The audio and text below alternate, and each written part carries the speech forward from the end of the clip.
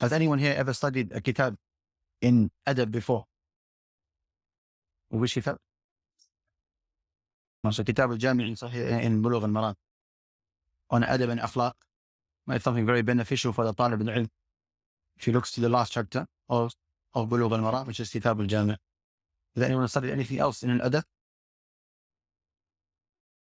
And this is subhanAllah what I wanted to get to. That we find, subhanAllah, if I asked if anyone studied Tahara before, we'd all put our hands up. And Salah and various books, brothers will put their hands up. But when it comes to studying Adab and Adab and Akhlaq, etiquettes and manners, it is very rare to find that we have studied any kitab on this.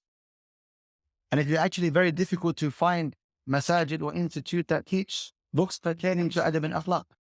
And this is surprising. Because the Salaf of this ummah, they used to focus more on this than any other science. And they only used to go on to the other sciences after they have studied a sufficient amount or a good amount in etiquettes and manners. And this is why we find the society that we're living in today. We find, subhanAllah, brothers have no respect of each other. Brothers do not respect their teachers.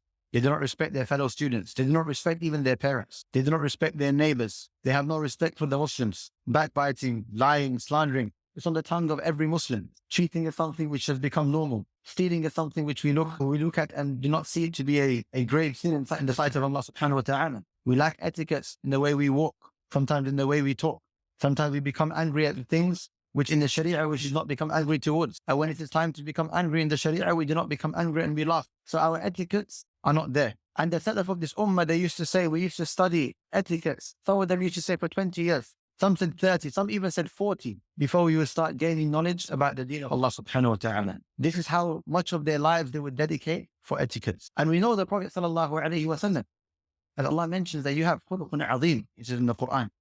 وَإِنَّكَ لَعَلَى خُلُقٍ عَظِيمٍ, that you have great etiquette, lofty etiquettes. And he was the role model for all of us sallallahu alayhi wa sallam. And what did he say sallallahu alayhi wa sallam? إِنَّمَا بُعِثْتُ لِأُتَمِّمَ مَكَارِمَ الْأَخْلَاقِ. I have been sent to perfect good manners. This is one of the main reasons that he was sent, sallallahu alayhi wa sallam. I have been sent to perfect good manners. And he, sallallahu alayhi wa sallam, he said in the Sunnah, he said, وَخَالِقِ النَّاسَ بِخُلُقٍ حَسَنٍ, and treat the people with good manners. So this is something that a Muslim should distinguish himself from the disbelievers. A person should be able to tell that we are Muslims not because of the way we dress, but because of the way we act. This is how we should portray our Islam. People would see the Prophet ﷺ and they would embrace Islam just by looking at the way he dealt with people. People would look at the companions of the Prophet ﷺ and they would embrace Islam because they would smile at them, or they would be generous in front of them, or the way they would talk with them and behave in front of them. And this is what Islam is. That when we call to the path of Allah Jalla wa Ala, we do not just call with our tongues, but we call with our actions. And in fact, our actions are more important than our tongues. Because if we say something, but we do the opposite to it, then no one would listen to what we say. But if we do not say anything, but we behave in a good manner in front of people, then they would look at our actions and they can embrace Islam because of it. So this is how important etiquette are in Islam. The Prophet ﷺ was the greatest example of this. And his companions were the best after him. And he, sallallahu alayhi wa sallam, used to teach his companions etiquette. And he used to rebuke them if they fell short. Like once the Prophet ﷺ at the hadith of Abi Dhar, when he saw the companion insulting someone's mother, the Prophet ﷺ said, أَعَيَّرْتَهُ بِأُمِّهِ.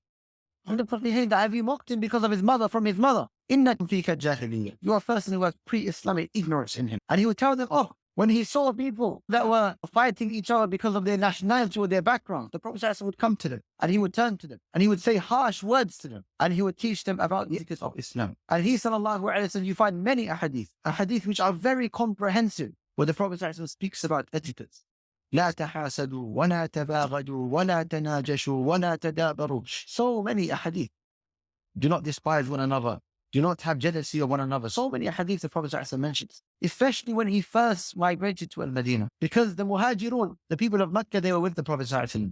So he was teaching them for 10 years, for 13 years. Then he migrated to Medina. So the Muhajirun had the greatest etiquette. But the Ansar, they were living in Jahiliyyah. So the Prophet ﷺ wanted to teach them etiquettes and draw their hearts together with the hearts of the Muhajirun. So many of the ahadith pertaining to Adab and Akhlaq were at the first stage of Medina. And then the Prophet ﷺ strengthened a nation with their etiquette. Then Allah Jalla wa ala legislated. The Prophet ﷺ strengthened the relation between them. And then Allah Jalla wa ala legislated jihad and the other acts of the Sharia. And then the Muslims, they conquered all from Medina.